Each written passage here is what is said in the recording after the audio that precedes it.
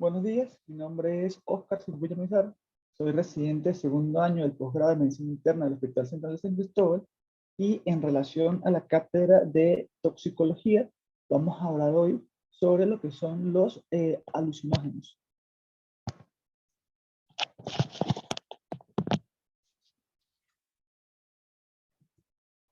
Nuestro objetivo, vamos a definir lo que son los alucinógenos, vamos a diferenciar entre los términos psicoanalépticos, psicomiméticos, psicodislépticos. De igual manera vamos a reconocer la clasificación de los alucinógenos más comunes, vamos a mencionar brevemente el origen de estos compuestos, a explicar su toxicocinética, precisar el mecanismo de acción de los alucinógenos, exponer brevemente su patrón de uso, diferenciar las manifestaciones clínicas producidas por estos compuestos y a explicar detalladamente su manejo en urgencias. Primero, pues, como dijimos, definir lo que es una alucinación. Vemos que el término alucinación viene del vocablo latín alucinor o alucinor, que significa seducir o engañar, haciendo que una cosa se tome por otra, y se define como una percepción sensorial sin fundamento del mundo exterior. Va a ser diferente a una ilusión, la cual es la interpretación errónea de un estímulo sensitivo real. Ahora, estas drogas, pues comúnmente son llamadas alucinógenas y a veces se usa como términos indiferentes lo que es la palabra psicodélico, psicodisléptico, psicoanalético o psicomimético. Y es importante pues hacer esta diferencia, entendiendo que un tóxico o un compuesto psicoanaléctico es un compuesto con una capacidad de estimular el sistema nervioso central.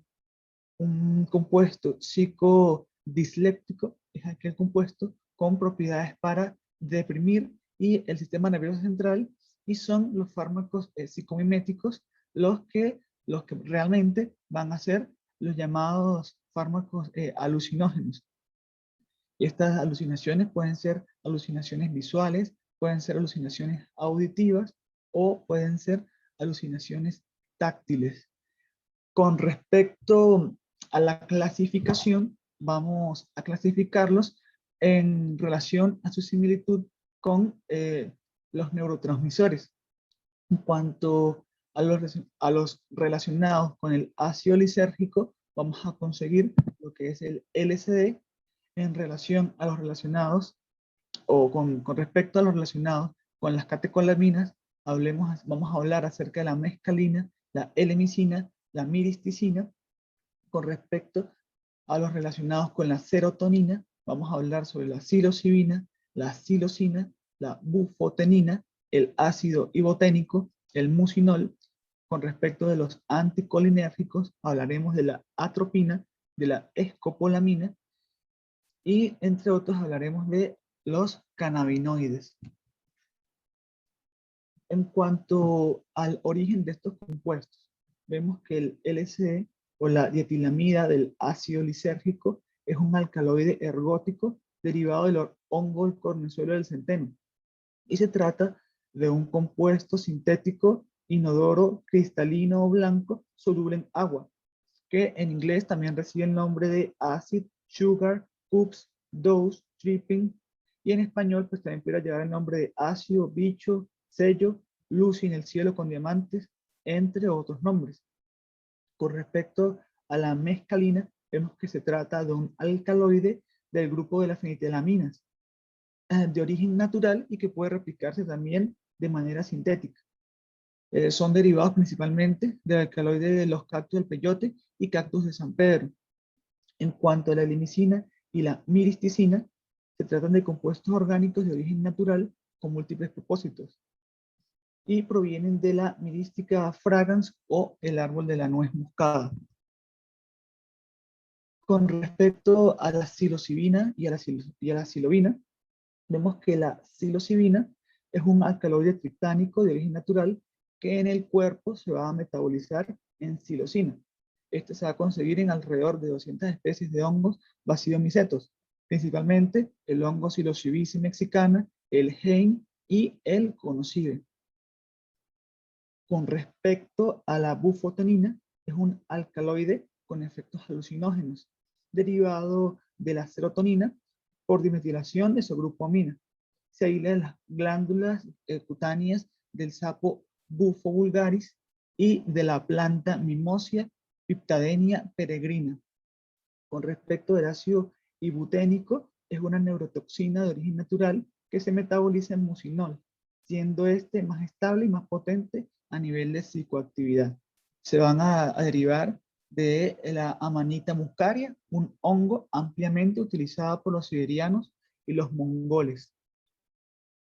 Otras sustancias más conocidas, vemos la marihuana, que va a ser un compuesto obtenido del cannabis sativa o el cáñamo, o como se conoce también la marihuana. Importante destacar que esta marihuana va a tener múltiples compuestos, pero dentro de los fármacos más conocidos a nivel toxicológico, vamos a tener el tetahidrocannabinol y el cannabinol, que son los que vamos a hacer énfasis, además de otros conocidos como los que vemos en pantalla. Con respecto a la atropina, vemos que es un fármaco alcaloide de origen natural que además puede replicarse sintéticamente con múltiples efectos en el organismo.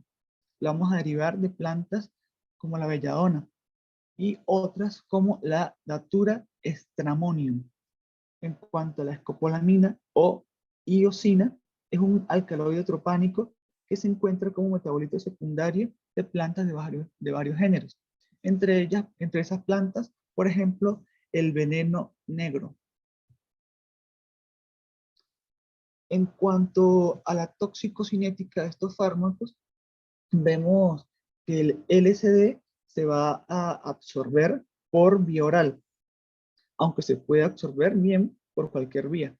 Un hecho que debemos tener en cuenta con respecto a la absorción del LSD es que la absorción es rápida. Al cabo de 30 minutos ya se empiezan a detectar concentraciones del fármaco en sangre, y además esta absorción se va a ver retrasada o se va a ver disminuida por su consumo en conjunto con alimentos o, es decir, con la disminución del pH. En cuanto a la dosis del fármaco, vemos que es desde 50 a 200 microgramos la dosis habitual, que es la que va a estar contenida en un tripi, que lo vamos a mencionar más adelante. En cuanto al metabolismo, se produce por hidroxilación y por conjugación hepática. Vamos a conseguir entre los metabolitos más conocidos el N-metil-LCE, que es el que tiene los principales efectos, y el 2-oxo-3-hidroxil-LCE.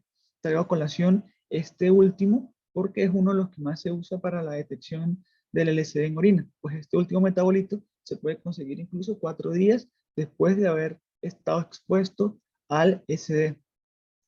En cuanto a la excreción, se va a excretar principalmente por la orina, pero también tiene una excreción a través de las bilis. Es importante resaltar que va a tener un circuito enterohepático significativo. La vida media del LSD oscila alrededor de las 1,7 horas.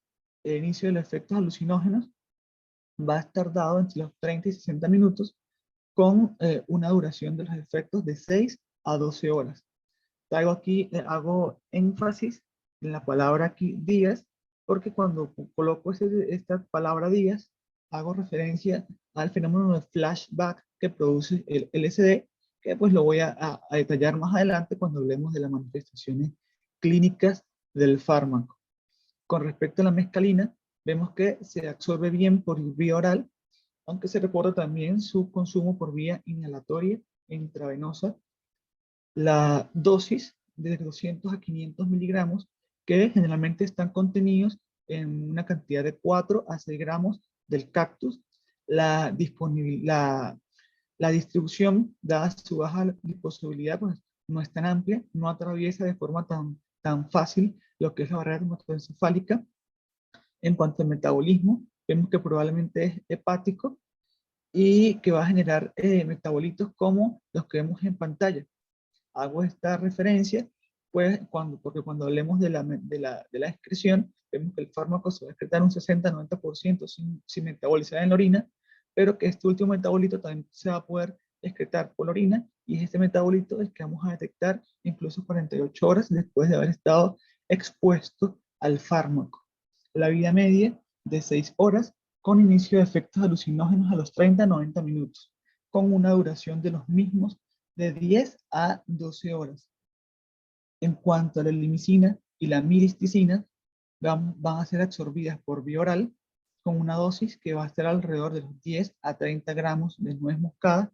El metabolismo realmente es poco conocido. Algunos compuestos derivados de la miristicina incluyen el NMDA. La excreción es urinaria, va a tener una vida media de 4 horas aproximadamente, aunque es poco conocido, y el inicio de los efectos alucinógenos se va a producir entre las 2 a 5 horas, con una duración de los mismos de 6 a 12 horas. Con respecto ahora a la psilocibina y a la psilocina, vemos que la absorción va a ser por vía oral, con una biodisponibilidad del 50%.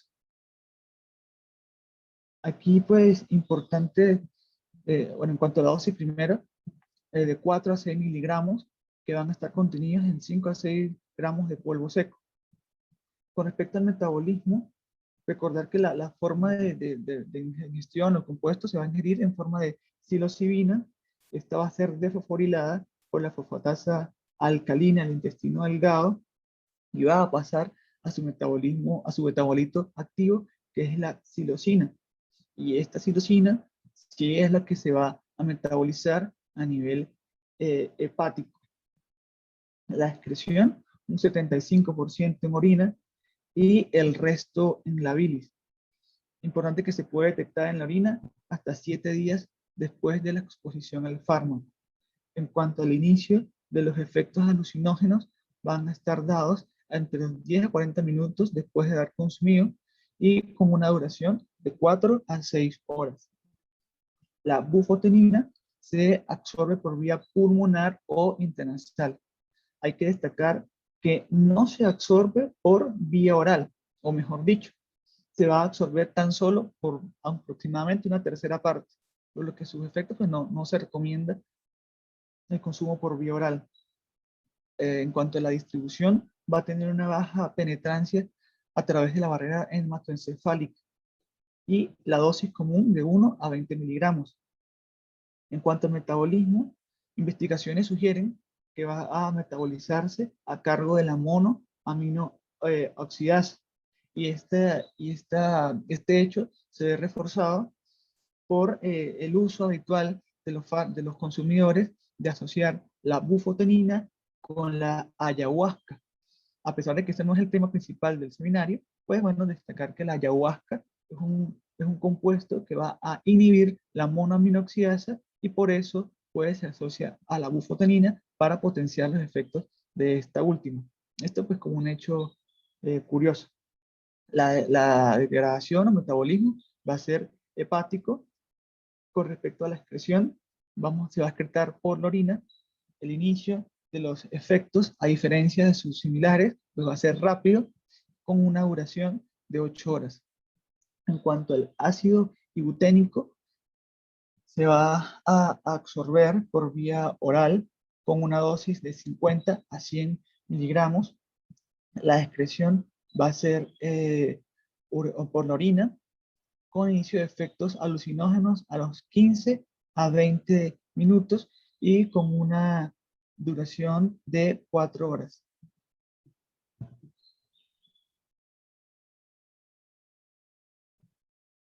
En cuanto a la marihuana, en cuanto a las formas de absorción, puede ser principalmente fumada o inhalada. Se va a absorber por esta vía rápidamente, con una biodisponibilidad del 10 al 30%. Y la variabilidad en esta biodisponibilidad va a depender principalmente de la profundidad de la inhalación del consumidor, del número de puff que haga y del volumen y mantenimiento de la inhalación. A través de la vía oral, vamos a ver que el consumo se encuentra disponible tan solo, el biodisponible tan solo el 6% cuando se ingiere cuando se ingiere el producto. Y además, pues después del efecto del primer paso, se va a reducir más la biodisponibilidad del fármaco. Vemos también que se ha descrito absorción por las mucosas, por ejemplo, por la vía sublingual y por la vía dérmica. La dosis, con respecto al tetrahidrocannabinol, una dosis de 300 a 100 microgramos, que es lo habitual, aunque pues puede ser mayor. El metabolismo, como lo dijimos, va a ser a nivel hepático. Voy a hablar en este caso solo del metabolismo de los metabolitos más conocidos. El tetrahidrocannabinol se va a metabolizar a los compuestos derivados de pantalla, al igual que el cannabinol se va a metabolizar. En cuanto a la excreción, se almacena en los tejidos. Y esto pues es un hecho curioso en cuanto a la distribución del fármaco. Pues su alta liposolubilidad va a hacer que el tetrahidrocannabinol se almacene en lo que es el tejido adiposo del cuerpo.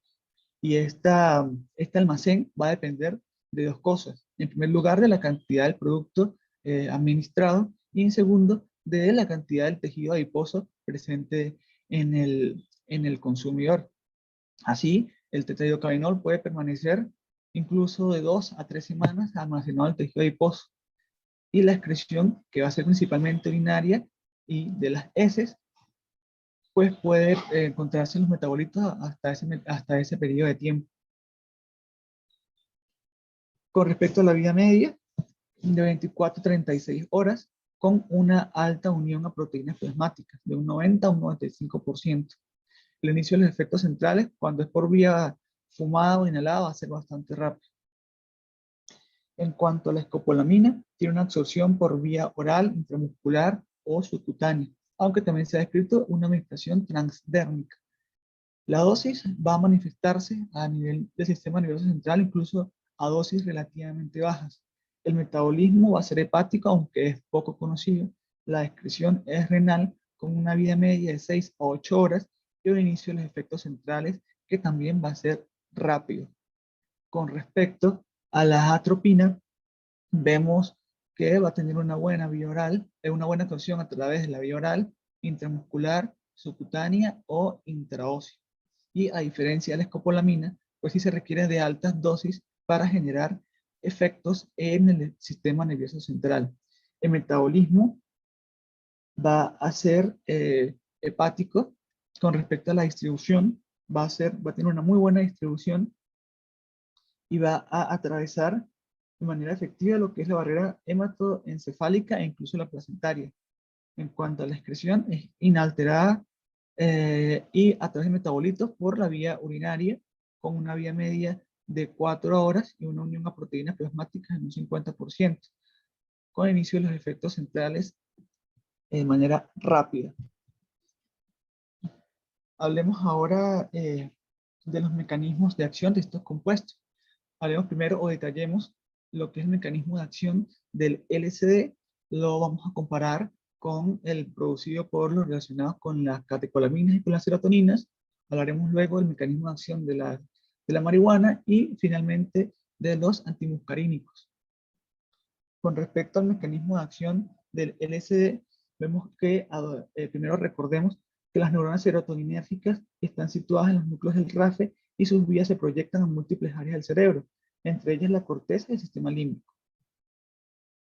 A dosis baja, el LSD va a disminuir la actividad de disparo o secreción de la serotonina por parte de las neuronas serotoninérgicas a través de su unión posináptica con el receptor de serotonina 1A. ¿Qué pasa? A concentraciones o a dosis habituales, va a actuar como agonista de la serotonina a nivel, en el sectores 2, tanto a nivel presináptico como posináptico, mimetizando efectos propios de los sistemas serotoninérgicos centrales, e inhibiendo la activación de neuronas serotoninérgicas de los núcleos del RAFE a través del estímulo de autorreceptores. Importante también destacar que la unión como agonista parcial con el receptor de serotonina 2A en la capa 5 de la corteza visual, es el responsable de las alteraciones visuales, y de hecho una hiperactivación pues puede distorsionar lo que es el eje córtico tálamo estriado cortical. La hiperactividad de las neuronas estimuladas puede conllevar a la secreción de glutamato, que va a ser de glutamato, perdón, y dopamina, que van a ser otros neurotransmisores que van a potenciar los efectos o la realidad distorsionada que produce el fármaco. Ahora bien, debemos también hablar sobre lo que es el sistema TAARS, el sistema TARS. Este sistema es un sistema modulador de los sistemas serotoninérgicos y dopaminérgicos, que va a ser caracterizado como un receptor acoplado a proteína G que responde a aminastrazas, es decir, a falsos neurotransmisores, y que ha demostrado actividad en enfermedades como la esquizofrenia y la depresión mayor. El LSD también ha demostrado afinidad por los receptores TARS, pero esta relación pues aún continúa en estudio. A nivel periférico, el LSD se comporta como un antagonista, serotoninérgico. Veamos aquí con un poco más de detalle en caso de que no se haya entendido pues, la explicación con la diapositiva previa. Estas son las neuronas serotoninérgicas. Vemos aquí cómo el LSD va a actuar sobre ellas. De actuarse en cantidades leves, en poca cantidad, pues va a disminuir la disminución de disparo o la cantidad de secreción de estas neuronas. A dosis comunes, pues entonces vamos a ver que va a modular la secreción a nivel presináptico, como lo vemos aquí, de otras neuronas, como lo vemos aquí, por ejemplo, sobre las neuronas noradrenérgicas o sobre las neuronas serotoninérgicas. Y a nivel postsináptico, pues va a actuar sobre los núcleos profundos, sobre la capa 5 de la corteza, en especial la corteza visual. Y como lo dijimos, pues también va a tener un efecto sobre las neuronas dopaminérgicas, como lo vemos en la imagen.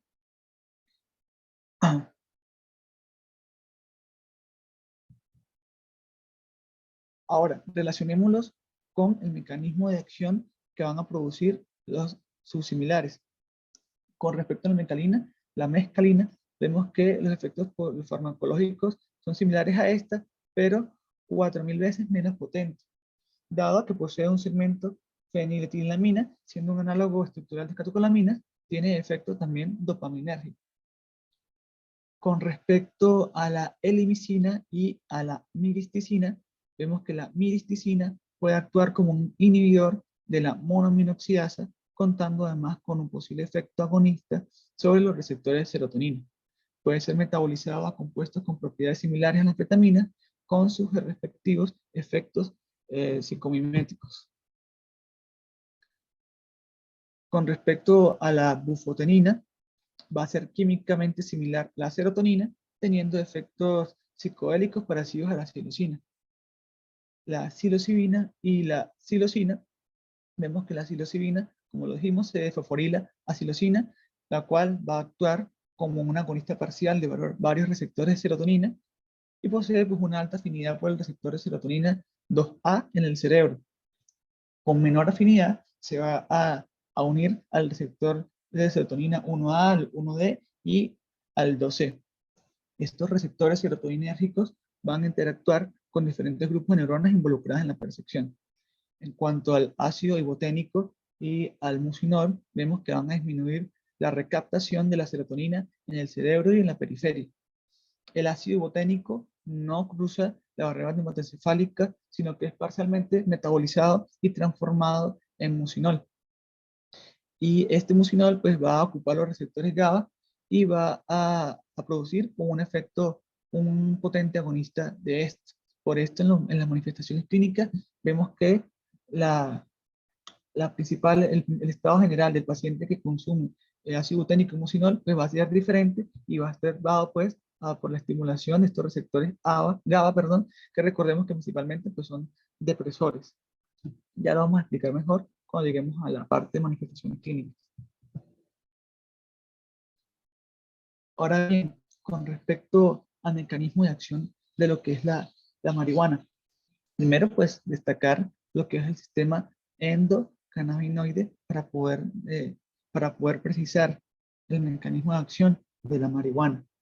El sistema endocannabinoide va a estar compuesto por receptores de cannabinoide y obviamente por los endocannabinoides, que interactúan del mismo modo que lo hacen una cerradura y su llave, como lo vemos aquí en la imagen. Los receptores cannabinoides son proteínas de membrana, que serían estos de la cerradura, que actúan como la cerradura, bien dicho, ligando endógenos de naturaleza lipídica producidos por las distintas células corporales. Los endocannabinoides van a ser, por su parte, neurotransmisores retrógrados que se liberan desde la neurona postsináptica. Además, los endocannabinoides, algo que debemos destacar es que no van a estar ubicados en lo que es la hendidura sináptica. Los dos principales tipos de receptores endocannabinoides van a ser los receptores cannabinoides tipo 1 y los receptores cannabinoides de tipo 2.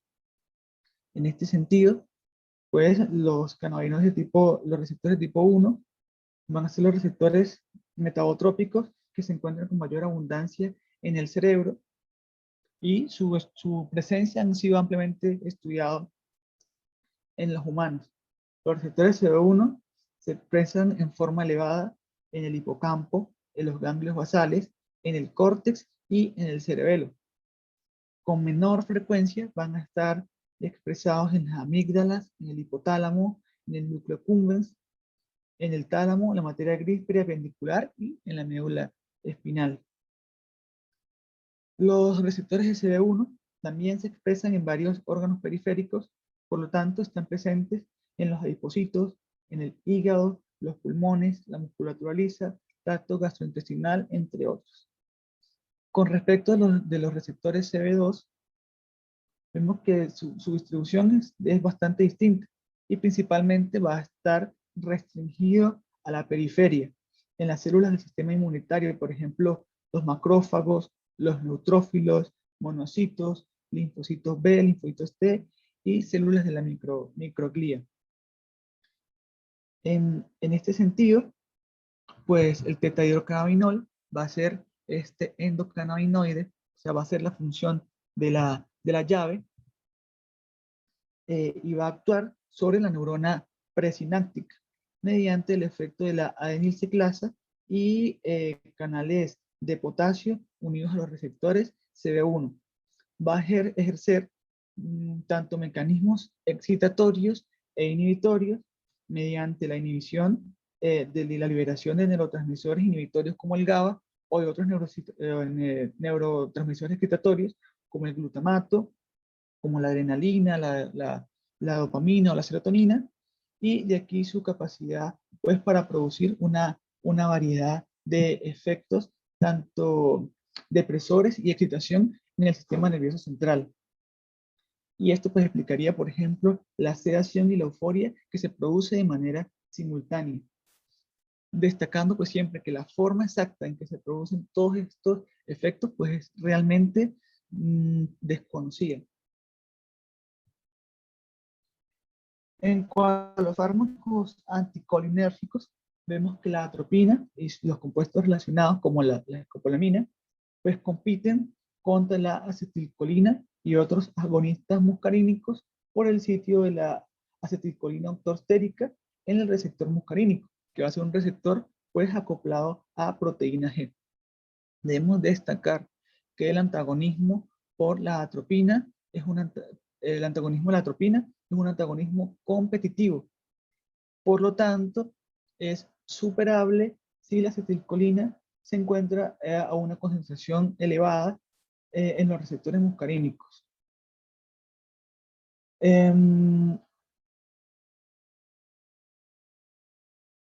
más podemos destacar por aquí? Continuemos. Ok. Ya, perdón, destacar que los efectos de la unión de los antimuscarínicos con respecto a los receptores, pues va a estar dada por dos características principales. Una va a ser por el tipo de receptor. Vamos a tener 5 tipos de receptores, desde M1 hasta M5, o por la localización de los mismos. Así, pues la atropina puede actuar bien sea los receptores, por ejemplo, M1, que van a estar localizados principalmente a nivel del sistema nervioso central, produciendo unos efectos, o puede actuar de otra manera, actuando sobre los receptores, por ejemplo, los receptores M3, que van a estar principalmente, o uno de los sitios de los que va a estar expresado, va a ser en los tejidos glandulares, pues modulando la secreción de las sustancias producidas por estos organismos. En cuanto al patrón de uso, vemos que el patrón de uso del LSD, pues el consumidor crónico, que era el conocido en la época de los 60 y los 70, que era el habitualmente conocido como cabeza ácida, ya pues realmente no se encuentra de forma habitual. De una manera más cotidiana o más frecuente, se encuentran los consumidores de uso recreativo. La forma de consumo, vemos que se va a consumir en formas de píldoras o impregnada en papeles con dibujos. Comúnmente se les conoce como tripping. Algo que debe destacarse con respecto al patrón de uso y a la forma de consumo del LSD, es que suele consumirse en grupo. Y es porque entre las manifestaciones clínicas que produce el LSD, pues pueden generarse, como vamos a decir más adelante, pánico, alteraciones no placenteras, que van a ser siempre dirigidas por una persona. Y esa persona es la que debe dirigir el viaje de sus compañeros. Por eso, el consumo en grupo.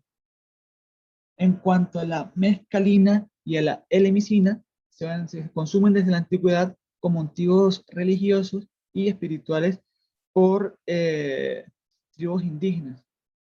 La forma de consumo se pueden ingerir en té o en polvo y va a ser usada por reducidos grupos de personas de forma esporádica. En cuanto al patrón de uso de la bufotenina, de la psilocina y el ácido iboténico, vemos que existen escasas evidencias que reporten su patrón de consumo. Principalmente va a ser recreacional, y el patrón de consumo, principalmente jóvenes hombres en inauguraciones o en fraternidades como rituales de ingreso a las mismas. En cuanto al patrón de uso de la marihuana, aquí sí vamos a tener varios patrones de uso. En cuanto podemos tener un patrón de uso experimental, que es la persona que habitualmente no lo consume y pues hace la, la ingestión del fármaco de una manera casual o aleatoria. En cuanto al uso recreativo, las personas que lo van a usar solo en ciertas circunstancias, y circunstancias, pues la persona que yo lo hace con un poco más de frecuencia. El patrón de uso medicamentoso, pues realmente no viene al caso del punto de vista toxicológico, pero también se ha descrito. En cuanto a las formas de consumo, vamos a conseguirlo como flores y hojas secas enteras. Esta va a ser la principal forma de consumo y contiene entre un 3 y un 22% de tetrahidrocannabinol. Importante que cuando hablamos de marihuana, generalmente se hace referencia al término de las flores y hojas enteras. El término kife es un polvo rico en tricomonas que puede tamizarse a partir de las hojas y flores de la planta de cannabis. Se consume ya sea como un polvo o de forma comprimida para preparar en pasteles de hachís. En cuanto al hachís, es la resina concentrada que se produce a partir de las flores de la planta de cannabis hembra. A menudo resulta ser más potente que la marihuana. En cuanto al aceite, vemos que puede ser sacado de las semillas del cáñamo con un contenido de alrededor del 30% de esto. En cuanto a los residuos mucinosos, estos van a ser recolectados de los desperdicios o del restante de lo que se fuman las pipas, y va a tener pues un alto contenido de alquitrán, además de otros resultados de la combustión, por decirlo así, pues del- de las flores y hojas secas. En cuanto al cannabis adulterado, sí, destacar que se ha descrito la unión del cannabis a otros compuestos como, como el sildenafil, pues se dice que para potenciar sus efectos. En cuanto a la atropina, el patrón de uso va a ser inhabitual y generalmente se produce por dosificación en los residentes de salud o por ingesta accidental, especialmente a través del consumo directo de la planta, de la belladona. La forma de consumo, como los conocemos, por el medicamento que ya los conocemos, que es por vía endovenosa, las ampollitas de atropina, o como lo dije, por la planta de la belladona. En cuanto a las copolaminas, también es de forma inhabitual, idealmente por sobredosificación o por ingesta accidental, en este caso del consumo de la planta del veneno negro. En cuanto al patrón de consumo, las copolaminas generalmente por vía oral, que es la bien conocida bromuro de iosina.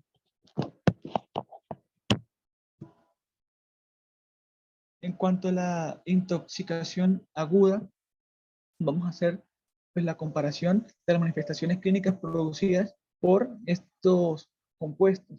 En cuanto al LSD y los relacionados a los neurotransmisores, podemos que van a producir rubecundez rara, van a producir diaforesis, hipertermia y piloerección. El cannabis, por supuesto, por su parte, a dosis altas puede disminuir la temperatura, en tanto que los anticolinérgicos sí van a producir una manera llamativa el enrojecimiento y sequedad de la piel, que se va a producir principalmente por su acción a través de lo que son las glándulas sudoríparas, los receptores M3, disminuyendo o bloqueando la producción de sudor. Algo que debemos destacar con respecto al LSD y sus similares es que a nivel periférico van a producir una hiperactividad del sistema nervioso simpático. Y esto pues va a estar en relación a la hiperactividad que se produce a nivel central por toda la hiperacción que ya describimos en el mecanismo de acción. Pero esta hiperactividad del sistema nervioso simpático pues va a ser el responsable de muchos de sus efectos, de sus manifestaciones clínicas, como por ejemplo las manifestaciones oculares, que van a estar caracterizadas por midriasis importante, visión borrosa y nistagmo.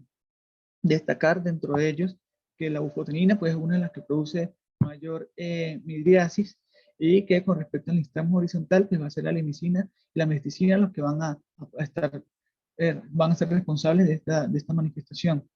Producirse la midriasis, como dije, el ojo rojo también se produce por lo que es la dilatación de los vasos a nivel de lo que es la conjuntiva. En cuanto a los fármacos anticolinérgicos, va a producir una midriasis que va a ser bastante marcada, y esta midriasis va a estar pues, producida por el bloqueo de los receptores muscarínicos sobre los receptores M3 del esfínter pupilar del iris y el músculo ciliar. En cuanto al músculo ciliar del iris, al bloquearse, pues van a prevalecer lo que son los músculos inervados por el sistema simpático, produciendo lo que es la midriasis.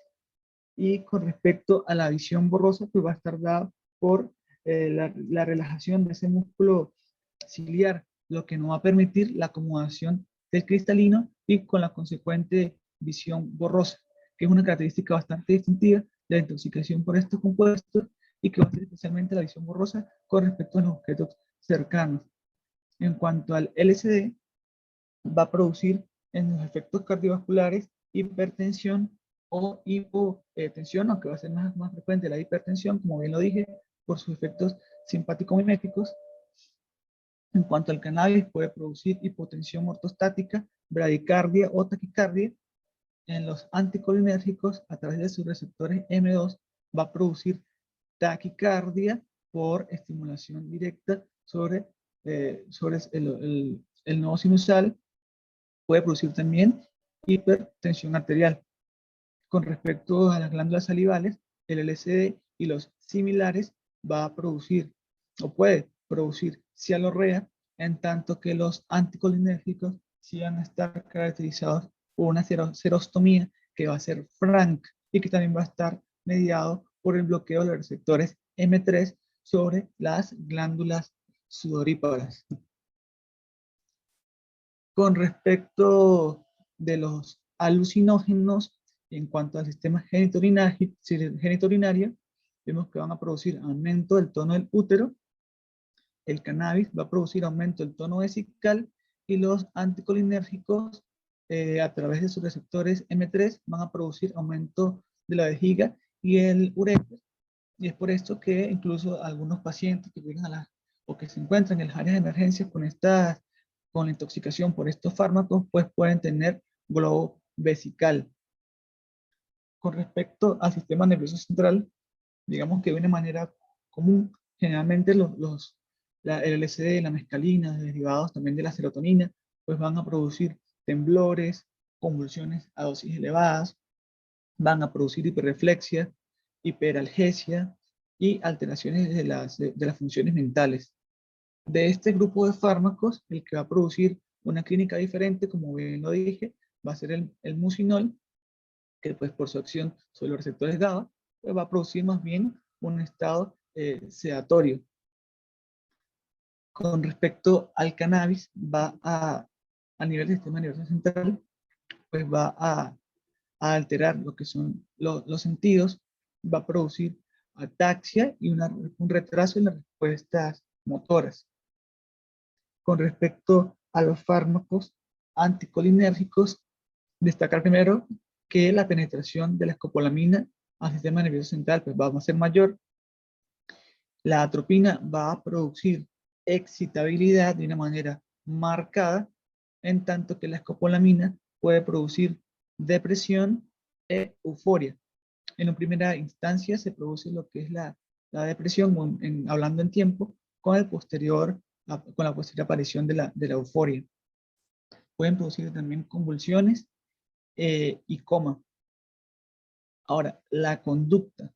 En cuanto a la conducta del paciente que ha ingerido de los alucinógenos o que ha estado expuesto a los fármacos alucinógenos, vemos que es realmente la que va a hacer pues, la clínica específica con respecto a este grupo de fármacos. Pues bien como lo que hemos descrito anteriormente, pues pueden encontrarse en otros fármacos que hemos visto. En cambio, ahora la conducta de estos pacientes pues iba a ser bastante particular. Van a tener un estado de euforia inicial con reacciones disfóricas agudas. Como lo dije, pues también van a producir alteraciones en la percepción, o sea, propiamente las alucinaciones. Entonces, estas alucinaciones van a ser principalmente visuales. Los fármacos, los pacientes pueden referir alteraciones alteraciones visuales como colores brillantes, figuras geométricas, alteraciones del espacio, también pueden tener alteraciones disfóricas, llevando estas alteraciones visuales a manifestarse de manera displacentérica. Por esto, pues, la importancia de lo que decía cuando hablaba del patrón de uso de ingerir o de exponerse a este fármaco, generalmente en grupos, pues la calidad o las características de estas alucinaciones van a estar dadas en gran medida por la guía que se le dé al consumo de estos productos. El delirio, que es el mal viaje, va a estar caracterizado por un estado de psicosis, agitación, los estímulos o las alucinaciones van a ser totalmente displacentéricas y pues van a llevar a un cuadro o un estado de pánico en el paciente. Posterior, no de una manera aguda, pues el paciente va a presentar un estado de depresión y mucho después pues va a presentar lo que es el fenómeno del flashback. El fenómeno del flashback es un fenómeno en el que el paciente pues va a presentar alucinaciones de una manera similar a lo que se produjo en la crisis aguda, pero estas manifestaciones no van a tener relación con el consumo del fármaco, pueden presentarse incluso hasta un mes después de su consumo y van a ir disminuyendo en frecuencia, en duración y intensidad, pues a través del tiempo. De saltar con respecto al mucinol, como bien lo dijimos, pues como su mecanismo de acción pues va a ser inhibitorio, pues la conducta de los pacientes que consumen estos tóxicos pues va a ser una conducta más bien con tendencia, una conducta plana. En cuanto al cannabis, vamos a tener una conducta de euforia y relajación, vamos a tener sociabilidad, risas contagiosas, somnolencias, una sensación de extrañeza. Generalmente no causa alucinaciones, aunque sí se han descrito en la literatura.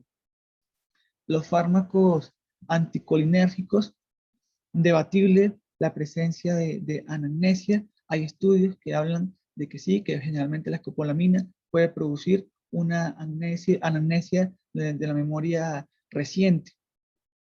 Van a producir agitación que va a ser especialmente particular en los sujetos con consumo de atropina, destacando que cuando se produce esta intoxicación, los pacientes incluso deben ser deben ser sometidos a contención mecánica y también pueden producir desorientación y alucinaciones. Estas van a estar caracterizadas en el consumo cuando se relacionan a anticolinérgico como el delirio anticolinérgico, que después es bastante frecuente. Vamos a conseguir esta escala para pues, evaluar la severidad de la estimulación del sistema nervioso central en relación a los fármacos anticolinérgicos. La severidad grado 1, pues vemos que el paciente, perdón, grado 0, vemos que el paciente va a estar relajado, cooperativo. En cuanto al nivel 1, va a estar ansioso, irritable, tembloroso. En cuanto al nivel 2, va a tener desorientación leve, intermitente, va a estar confuso con alucinaciones, agitación moderada, hiperactividad. En cuanto al nivel 3, va a tener un habla incomprensible con una marcada agitación y hiperactividad motora.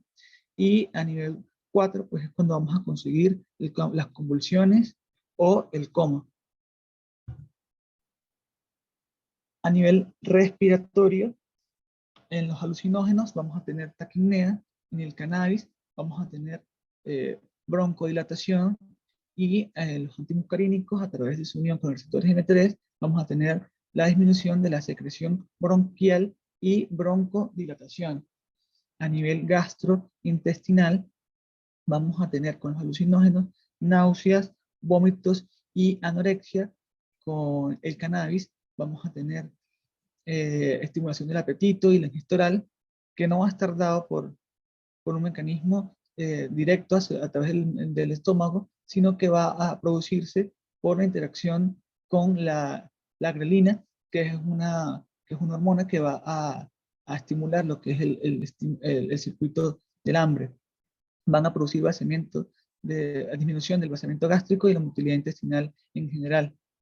En cuanto a los anticolinérgicos, van a disminuir la secreción estomacal, las secreciones estomacales, van a disminuir lo que es la motilidad del sistema gastrointestinal, especialmente la escopolamina, y en general, pues podemos decir que van a producir van a enlentecer el vaciamiento gástrico.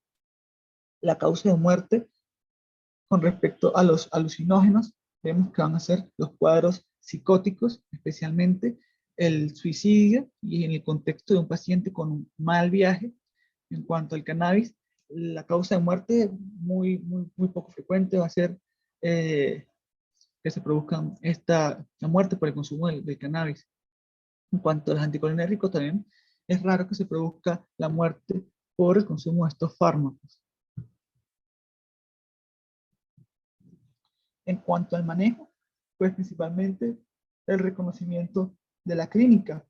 Y como lo dijimos, pues ahorita las manifestaciones clínicas, cada uno va a tener sus características particulares. El manejo inicial, siempre garantizar una vía aérea permeable, signos vitales estables. El ABCD siempre va a ser lo más importante en una primera instancia y va a ser común a todos los fármacos. Ahora bien, vamos con las medidas de descontaminación. Con respecto a los alucinógenos, el lavado gástrico pues es algo debatible, pues si nos basamos en la principal variable que se debe tomar en cuenta para realizar el lavado gástrico, que es el vaciamiento gástrico, vemos que los fármacos alucinógenos, por sus efectos simpático-miméticos, pues van a producir disminución del vaciamiento gástrico. Y por eso pues puede realizarse, pero de una manera rápida en las primeras 12 horas. No obstante, pues hay literaturas que no describen o que no se muestran a favor de las medidas de contaminación en pacientes con consumo del LSD en particular, pues por la rápida absorción que tienen estos fármacos. El carbón activado sí va a estar indicado, y pues debemos recordar, como lo dije en la toxicocinética, pues el circuito enterohepático significativo que van a tener estos compuestos, en particular el LSD. No vamos a forzar diuresis, pues la unión de las proteínas de estos fármacos va a ser bastante elevada. En cuanto a la marihuana, pues sí llama la atención que, a pesar de que sí está indicado el lavado gástrico, pues es un fármaco que ralentiza el vaciamiento gástrico, pues generalmente pues no se realiza porque la principal vía de exposición a estos tóxicos va a ser la inhalada o la fumada. No obstante, en caso de que se produzca la exposición por vía oral, pues sí, debe realizarse el lavado gástrico, principalmente las primeras 12 24 horas. El carbón activado también va a estar indicado, recordando el metabolismo y la excreción biliar de estos fármacos. Igual también va a tener una alta unión a las proteínas, por lo que no vamos a forzar diuresis.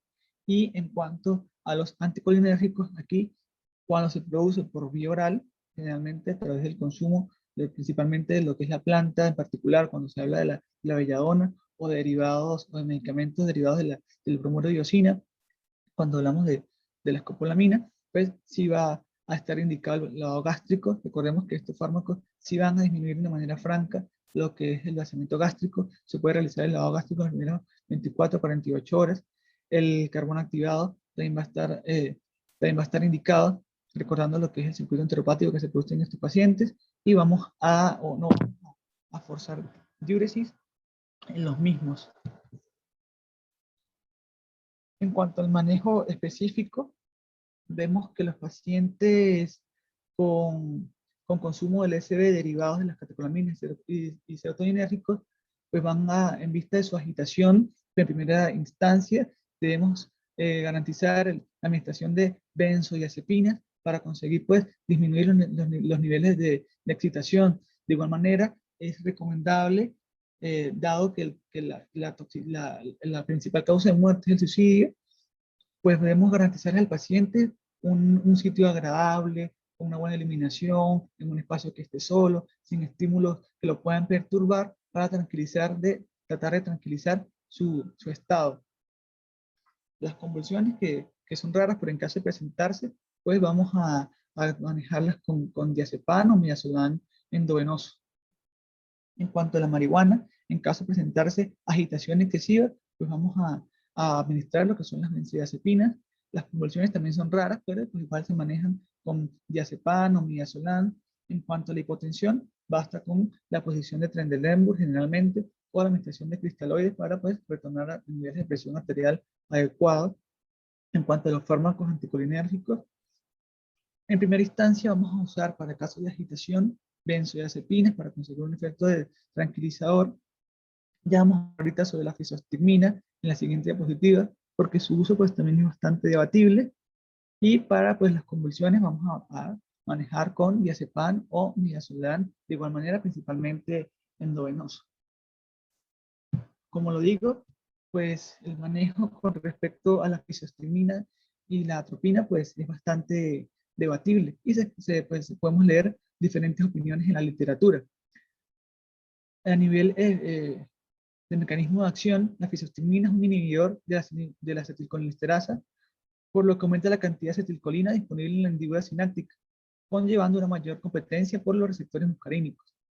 Si bien lo dije, la atropina es un inhibidor competitivo, es decir, si aumentan los niveles de acetilcolina en la hendidura sináptica, pues los efectos de la atropina pues van a verse disminuidos. Pues aquí, de aquí la razón fisiológica por la que se usa la fisostigmina. Ahora bien, ¿qué pasa? Cuando se aumentan los niveles de acetilcolina en la hendidura sináptica, pues no solamente vamos a actuar sobre los receptores muscarínicos, sino que vamos a actuar sobre los receptores nicotínicos y sobre otros, produciendo otros efectos. El principal de estos efectos, pues, que si estimulamos los receptores nicotínicos a nivel central, vamos a, bueno, o podemos, o se plantea que pudiera producirse convulsiones. A nivel cardíaco, los efectos adversos incluyen la bradicardia, arritmias, la parada cardíaca incluso. De aquí que pues entra el debate del uso de la fisostigmina en los pacientes con consumo de antimuscarínicos. En caso de usarse, la dosis va a ser de 0.1 a 1 miligramo cada 10 a 15 minutos hasta conseguir la reversión de cuadro. No vamos a administrar el fármaco en una infusión continua y la indicación vamos a indicarlo en pacientes con la escala de severidad de 2 a 3 de la que previamente hablamos. Importante que solamente en caso de administrarse, pues no administremos la piriostigmina porque no tiene penetrancia a nivel de lo que es el sistema nervioso central. Ahora bien, en vista de este debate que pues yo traigo a colación, mi caso clínico o mi ficha de actualización, perdón, la traigo con respecto a esto. Estuve buscando en la literatura, conseguí un artículo del British Council, del British Journal, perdón, of Clinical Pharmacology, que habla pues del uso de la fisostigmina, pero no solamente de la parte teórica, sino de la parte basada en la medicina y la evidencia. Este artículo es del 2015. Vamos a ver que este estudio se incluyeron 815 personas con intoxicación por anticolinérgicos, de los cuales el 9% recibió fisostigmina y benzodiazepinas y el 12% recibió fisostigmina. Ahora vamos a ver qué fue los resultados que conseguimos. Vemos que las convulsiones fueron bastante bajas, al igual que los efectos cardiovasculares. De aquí, pues que se concluya que la fisostigmina es efectiva y relativamente segura para el uso en la intoxicación por anticolinérgicos. Por sea que sí está recomendada según la medicina basada en la evidencia y la dosis, como la dije, va a ser una dosis de 0.5 a 1 miligramos con un retraso entre una dosis y otra de 10 a 15 minutos hasta conseguir pues la respuesta.